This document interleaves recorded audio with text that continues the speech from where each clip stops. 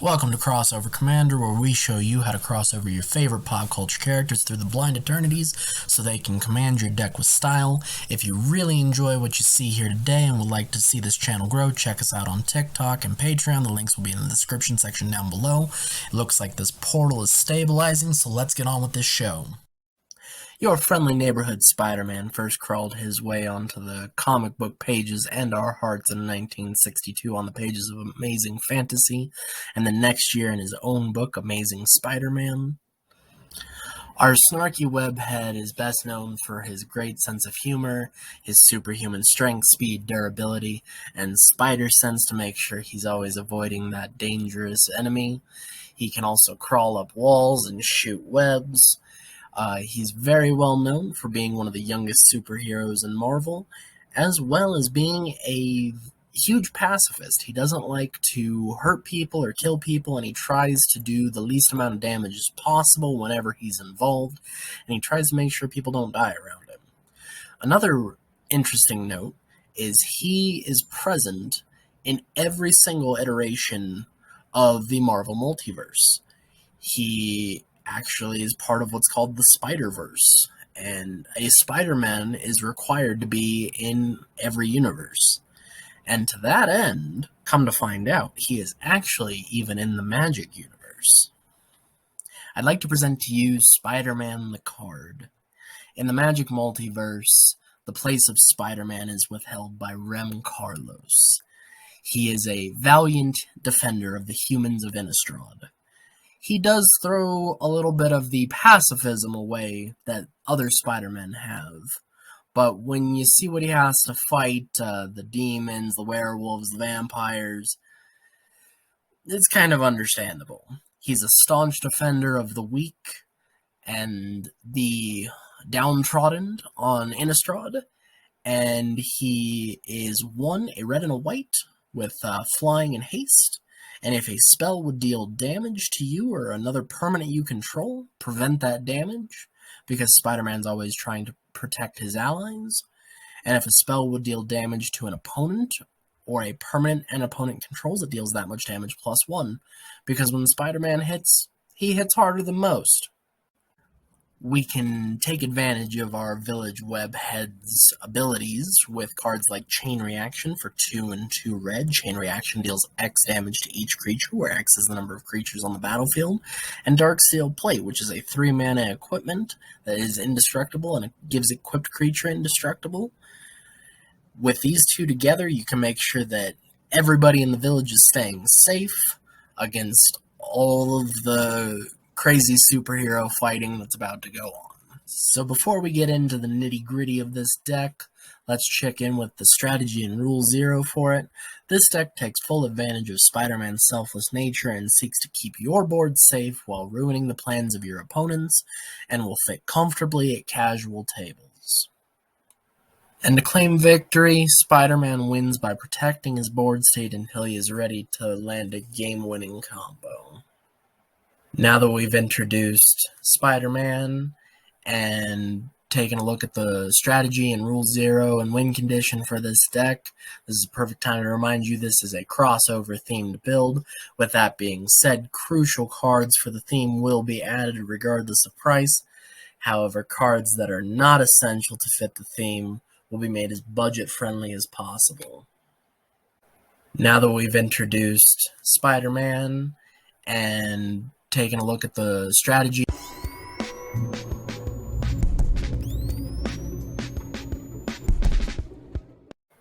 So, a little known fact about Innistrad. Just found this out.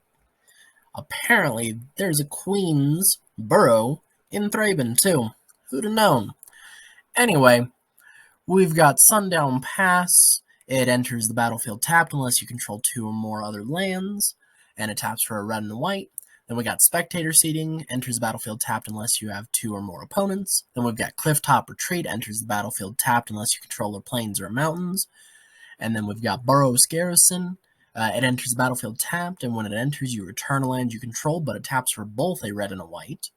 And then we've got Battlefield Forge, taps for either a colorless or a red and a white if you want to take 1 damage.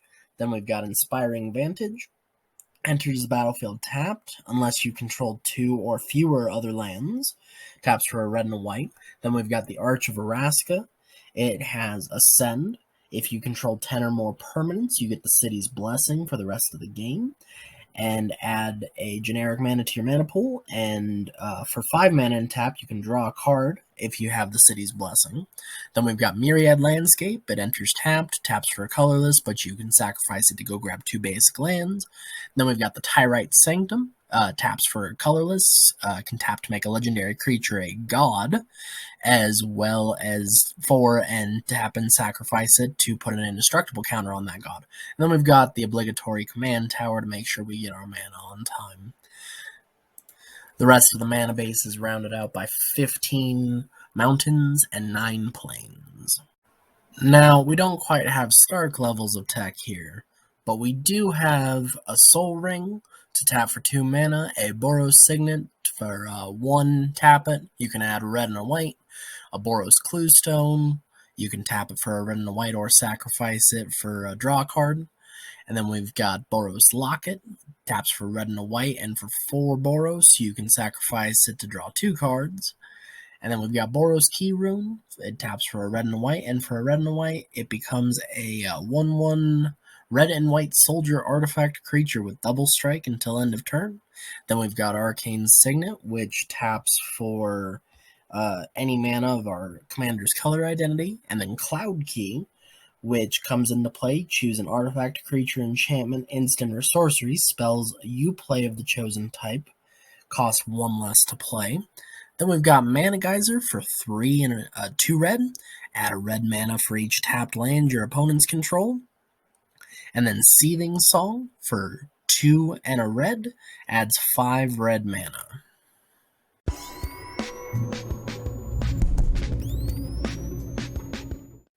Now to simulate our spider sense, we've got card draw to make sure we always have answers for what our opponents are doing. We've got Wheel of Fate. It suspends for 4 for 1 and a red, and each player discards his or her hand and then draws 7 cards. And then we've got Reforge the Soul for 3 and 2 red, or for the miracle cost of 1 and a red. Each player discards his or her hand, then draws 7 cards. Then we've got Secret Rendezvous for 1 and 2 white. You and target opponent each draw 3 cards.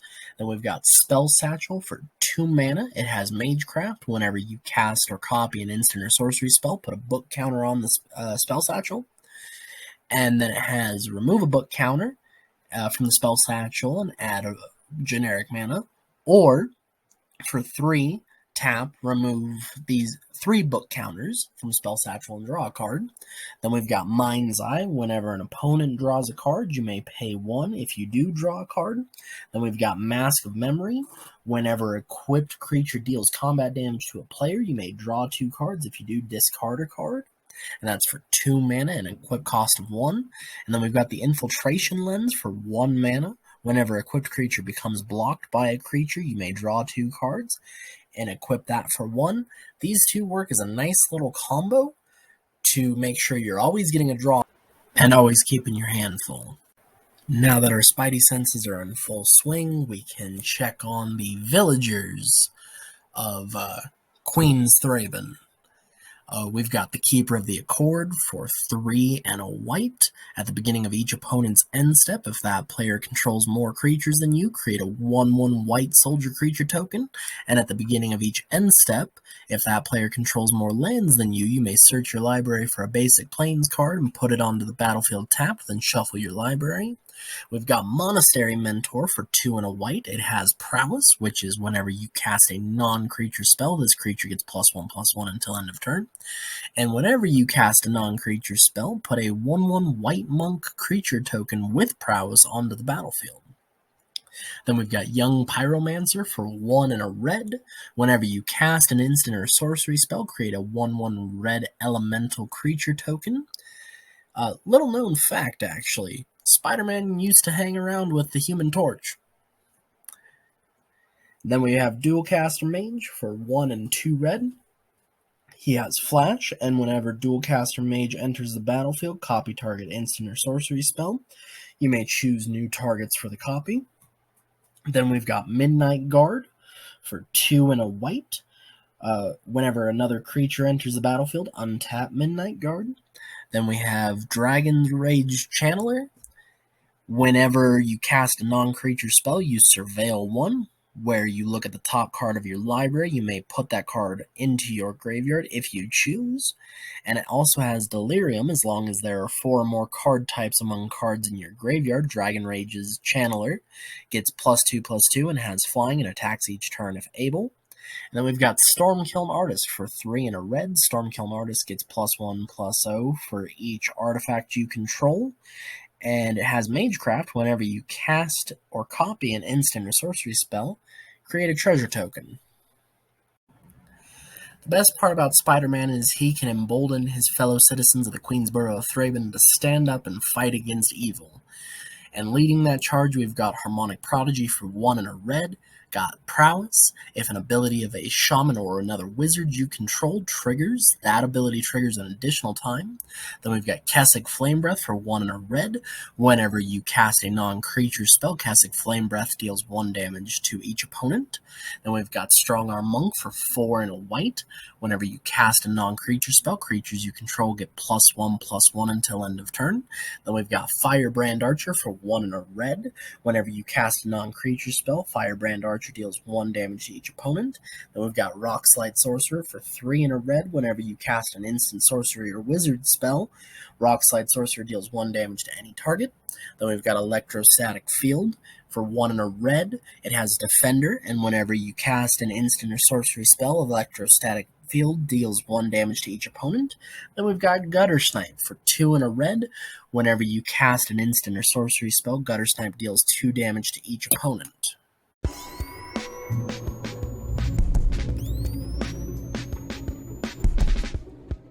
In the effort to save as many as he can, Spider-Man uses cards like Wild Ricochet for 2 and 2 red. You may choose new targets for target instant or sorcery spell, then copy that spell. You may choose new targets for the copy. Then Deflecting Palm for red and a white. The next time a source of your choice would deal damage to you this turn, prevent that damage. If damage is prevented this way, Deflecting Palm deals that much damage to that source's controller. Then we have Bolt Bend for 3 and a red. This spell costs 3 less to cast if you control a creature with power 4 or greater. Change the target of target spell or ability with a single target. Then we have Shunt for 1 and 2 red. Change the target of target spell with a single target. Then we have Reroute for 1 and a red. Change the target of target activated ability with a single target. Draw a card. Then we have Magnetic Theft for 1 red. Attach target equipment to target creature. Then we have Silence for 1 white. Your opponents can't cast spells this turn. Then we have Lapse of Certainty for 2 and a white. Counter target spell. If that spell is countered this way, put it on top of its owner's library instead of into that player's graveyard. And then Mana Tithe for 1 white. It's counter target spell unless its controller pays 1.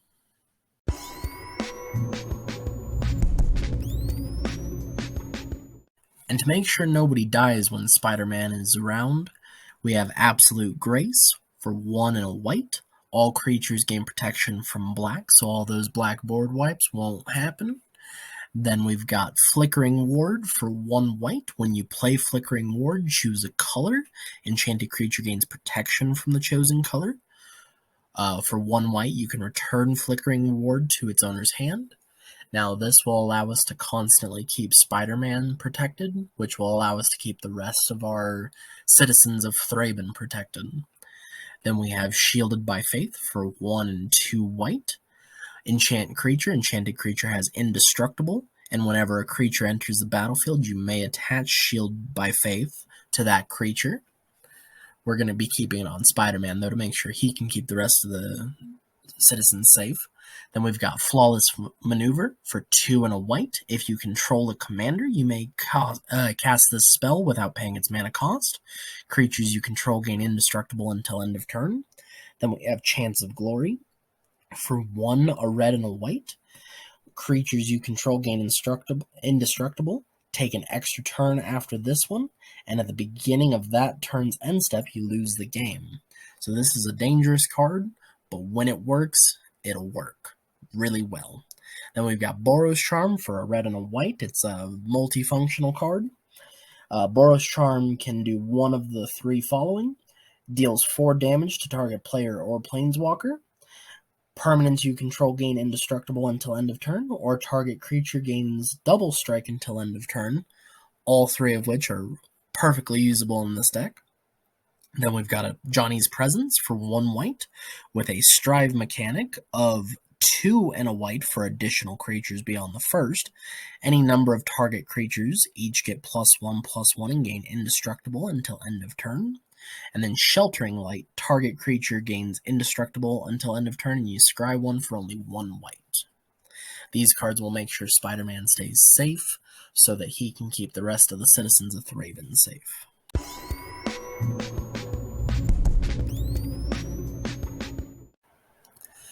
Now, with great power comes great responsibility, so use these cards only when you're ready to end the game. We have Faith's Reward for 3 and a white. Return to the battlefield all permanent cards in your graveyard that were put there from the battlefield this turn. This is great board wipe insurance in case you didn't have board wipe protection already, or it got around it somehow. Then we have Acrobatic Maneuver for 2 and a white. Exile target creature you control, then return that card to the battlefield under its owner's control. Draw a card. Then Shelter for 1 and a white. Target creature you control gains protection from the color of your choice until end of turn. These two cards combo very nicely with the next card, Radiate. For 3 and 2 red, choose target instant or sorcery spell that targets only a single permanent or player. For each other permanent or player that spell could target, put a copy of the spell onto the stack. Each copy targets a different one of those permanents and players, meaning that you can get your board full of your creatures and then cast either Acrobatic Maneuver or Shelter, and then Radiate to draw a good chunk of your deck. Then we've got Splinter Twin. Splinter Twin combos with the Midnight Guard from the earlier slide. And for 2 and a red, enchant creature. Enchanted creature has tap. Put a token that's a copy of this creature onto the battlefield. That token has haste. Exile it at the beginning of the next end step. So with Midnight Guard in this, it will create an army of infinite hasty creatures that can swing in and attack for lethal. Then we have Bonus Round for 1 and 2 red. Until end of turn, whenever a player casts an instant or sorcery spell, that player copies it and may choose new targets for the copy. This will allow us to get a huge boost of whatever we're trying to do, whether it's acrobatic maneuvers or our mana rituals from earlier. And then we have Reverberate. Copy target instant or sorcery spell. You may choose new targets for the copy. And then Reiterate for 1 and 2 red and a buyback of 3. Copy target instant or sorcery spell. You may choose new targets for the copy. This will allow us to get infinite mana along with Bonus Round with our mana rituals from earlier. Then we have Anger of the Gods for 1 and 2 red. Anger of the Gods deals 3 damage to each creature. If a creature dealt damage this way would die this turn, exile it instead. Now, with Rem Carlos, that's only going to hit your opponent's field, and it's going to hit them for 1 more. And then we have Blasphemous Act for 8 and a red. This spell costs 1 less to cast for each creature on the battlefield. Blasphemous Act deals 13 damage to each creature. Then we have Reckless Endeavor for 5 and 2 red. Roll 2d12, choose 1 result. Reckless Endeavor deals damage equal to that result to each creature, then create a number of treasure tokens equal to the other result. Then we have Arya of Flame for 2 and a red. When Arya of Flame enters the battlefield, each opponent gains 10 life. Whenever you cast an instant or sorcery spell, put a verse counter on Arya of Flame. Then it deals damage equal to the number of verse counters on it to target player or planeswalker. Then we have Grape Shot for 1 and a red. Grape Shot deals 1 damage to target creature or player, and it has Storm. When you cast this spell, copy it for each spell cast before it this turn. You may choose new targets for the copies. Then we have Arcbound. Arcbound is 2 and a red, and it says choose target creature. Whenever that creature is dealt damage this turn, it deals that much damage to each other creature and each player. Now you want to use this when you use a spell like Blasphemous Act to really pile drive the board. And then we have Chain Lightning, which works amazingly well when we have infinite mana and Arcbound, because it says for 1 mana, Chain Lightning deals 3 damage to any target. Then that player or that permanent's controller may pay 2 additional red mana. If that player does, they may copy this spell and may choose a new target for that copy. So what you would do is you would cast Arcbound on one of your creatures that's protected by Spiderman, or if your Spiderman's indestructible, you can target Spiderman. And then you just constantly reactivate Chain Lightning, and that will end the game.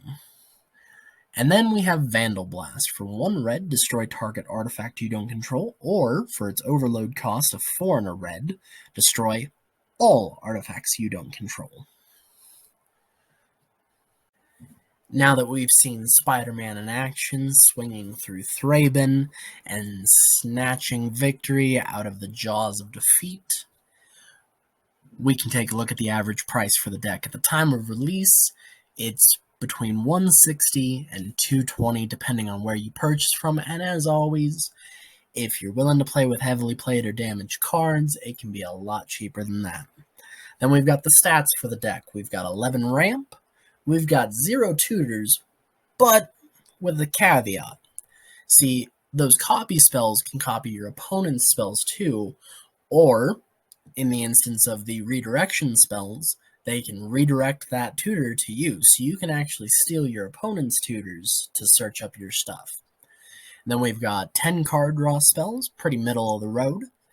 And then we've got interaction for 23 cards. That is insane. He can interact with everybody all the time. And then we've got 6 board wipes. Most of them creatures, but with Vandal Blast and Arya of Flame, it can get rid of planeswalkers and artifacts. And then we have 34 lands to round out this deck. Remember, this is a crossover themed build. With that being said, crucial cards for the theme were added regardless of price. Cards that were not essential to fit the theme were made as budget-friendly as possible. If you want to optimize this list, feel free to leave your upgrades in the comments section below. Most importantly, this deck is meant to be a new and engaging way to spice up your Commander games, so fun is the top priority. Before ending the video, I did want to make a special little shout out. This is the first video coming online since hitting 100 subscribers on YouTube, as well as 1,000 followers on TikTok. It's been a wild ride, and I appreciate every single one of you guys. Hope you enjoyed the deck. Thank you for watching this crossover deck tech. If you liked this video, check out our other content on YouTube or TikTok. Your viewership means the multiverse to the crossover commander, and if you would like to become a part of this growing Terran reality, you can like, share, and subscribe. If you would like to vote on the next pop culture character to crossover, check out our Patreon, where we have some awesome perks. If you have any ideas or complaints, feel free to leave them in the comments section below. Now that this portal's closing, see you next time.